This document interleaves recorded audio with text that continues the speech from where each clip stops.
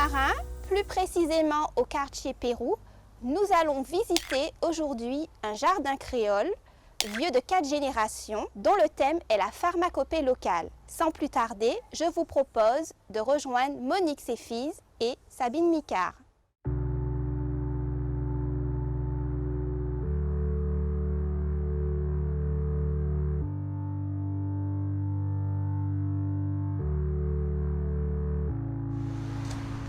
Bonjour Monique. Bonjour Sabine, bienvenue. Merci beaucoup. Je suis très contente d'être là aujourd'hui parce qu'on m'a parlé de ton jardin, un jardin familial.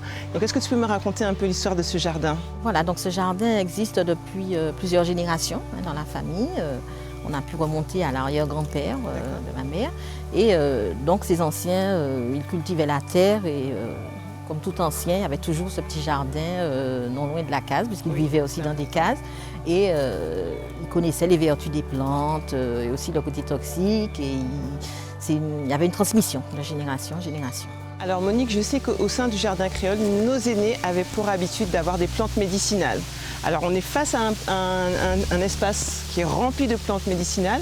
Est-ce qu'on peut faire un petit focus là-dessus? Oui, tout à fait. Alors donc, cette plante-là, je crois que voilà, c'est la babine chatte, voilà, c'est ça? C'est ça. Par contre, les anciens n'ont pas connu cette plante, parce qu'elle est arrivée... On l'appelle aussi l'orthosiphon. Voilà, mais c'est une plante qui est reconnue par la pharmacopée française. Elle est vendue en pharmacie. Voilà. C'est une plante diurétique. Ok. Donc là, on a le patchouli. Alors, quelles sont les vertus du patchouli? Alors, le patchouli, c'est une plante connue pour son essence, très utilisée en parfumerie, dans de très grands parfums. Par contre, chez nous, elle est considérée comme une plante médicinale et elle a beaucoup de vertus. Alors, les anciens l'utilisaient surtout en cas de ballonnement, voilà, mais elle est aussi considérée comme une plante tonique. D'accord. Alors, si jamais je veux l'utiliser en cas de ballonnement, qu'est-ce que je fais? Une infusion?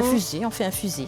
Donc les anciens avaient ce rituel aussi où on ne devait pas dépasser le nombre de feuilles. C'est normal. On a des plantes qui ont un principe actif assez important, avec une feuille ou deux. Je te propose qu'on continue la visite pour découvrir les autres plantes. Alors, nous sommes en présence du bois d'Inde, il me semble.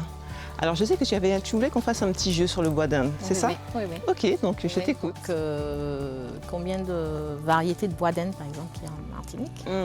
Pour moi, je connais un seul, c'est le bois d'Inde qu'on utilise pour faire la cuisine. Mais je suppose que si tu me poses la question, c'est qu'il y a des différences entre les bois d'Inde. Donc, ici, il y a 3 variétés de bois d'Inde. Le bois d'Inde que tu dois connaître, le bois d'Inde giroflé. Oui. Il y a aussi le bois d'Inde, alors, je te fais ça. Ok. Donc ils ont des odeurs différentes. Ah oui. Alors la base du bois d'Inde, c'est le génol. Qu'on sent bien l'odeur du clou de girofle. Le bois d'Inde a odeur d'anis. Ah oui, mais ça sent vraiment l'anis en fait. D'accord, c'est marrant puisque c'est la même feuille, c'est la même, voilà, c'est ça, c'est la même famille. Et le bois d'Inde a odeur de citronnelle.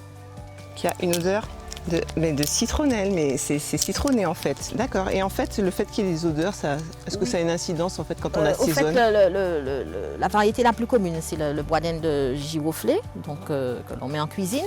Mais on peut aussi utiliser l'anis dans des recettes, dans du poisson, ou la citronnelle si on est enrhumé par exemple. Parce que les anciens, aussi. Parce que le bois d'Inde, c'est aussi un antiseptique. Oui, tout à fait. Et ça permet de réchauffer aussi, un peu comme la cannelle. Voilà, c'est ça. Ok. Je te propose qu'on continue. Voilà, donc là on se trouve devant cette plante qui pousse à l'état sauvage, qu'on retrouve près des rivières, c'est l'herbe tension. D'accord. Donc pour faire chuter la tension. Voilà, donc il y a des plantes que l'on ne peut pas mélanger avec la médecine moderne. Et puis il faut bien doser. Il faut bien doser, mais elle est très très active. D'accord. Il y a 4 ans, il y a eu 12 plantes qui ont été classées par la pharmacopée française et elle y figure. D'accord. Donc si je comprends bien, dans notre jardin, nous avons une pharmacie qui est souvent méconnue. On a tout.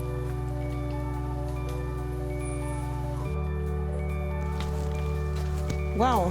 Mais là, Monique, on est vraiment sur un lieu de mémoire. Est-ce que tu peux nous parler de cet espace qui est magnifique? Voilà, donc mon grand-père a laissé des photos de ses grands-parents, de ceux qui ont vécu ici. Et je me suis dit qu'il fallait témoigner de leur présence. Oui. Donc c'est un petit lieu où on retrouve des objets qu'ils ont utilisés. Okay. Voilà, par exemple, ça appartenait à la sœur de mon grand-père, avec un petit proverbe en créole. Jardin loin gombo gâté. Ça veut dire quoi? Donc qu'il ne faut pas planter les choses que l'on consomme trop loin de soi, puisque on ne pourra pas les récolter, elles vont s'abîmer. Exactement. Donc toujours l'esprit du jardin créole. Toujours l'esprit du jardin planter à créole. portée de main. Puis c'est une valeur sentimentale aussi, Oui, ça appartenait à ta famille. Voilà, elle, je l'ai connue. Tu l'as Comparativement connue, à mon d'accord. grand-père, mon grand-père, lui, je ne l'ai pas connu. Et c'est Donc, lui qui a fondé ce jardin? Non, c'est son grand-père. Son grand-père aussi, donc ça veut dire qu'il y a plusieurs générations. Voilà, c'est ça. Voilà. D'accord, Voilà. ok. Donc, lui, c'est lui qui a planté la forêt qui est derrière. Voilà, qu'on le voit là dans sa forêt et qui est une zone classée. Donc, on retrouve quelques plantes médicinales, celle-ci, qui est assez commune. Le kalanchoé. Voilà, kalanchoé, L'herbe maltaite. cette maltête, voilà. Et donc, ils soignent, que les anciens utilisaient pour soigner les maux de tête. Donc, ils prenaient la feuille, ils écrasaient, ils mettaient un cataplasme sur le front. Et puis, le trèfle caraïbe, que l'on appelle aussi, les anciens disaient chini-trèfle. Pourquoi? Parce qu'il arrive à une période où toute la feuille sera couverte de chenilles. Et donc, ils prenaient ces chenilles qu'ils mettaient dans du rhum. C'était l'antidote contre les morsures de serpents. Et aussi pour soigner tous les maux qu'on ne pouvait pas identifier. Alors justement, Monique, j'ai une question parce que je crois que j'ai déjà vu ça dans des ouvrages.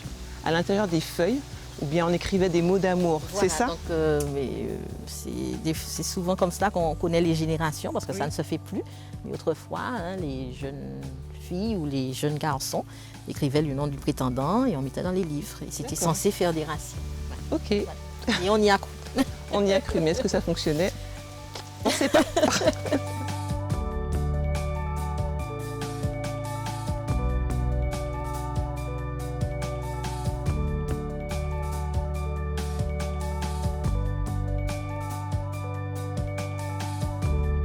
Merci en tout cas pour ce que tu as partagé avec moi.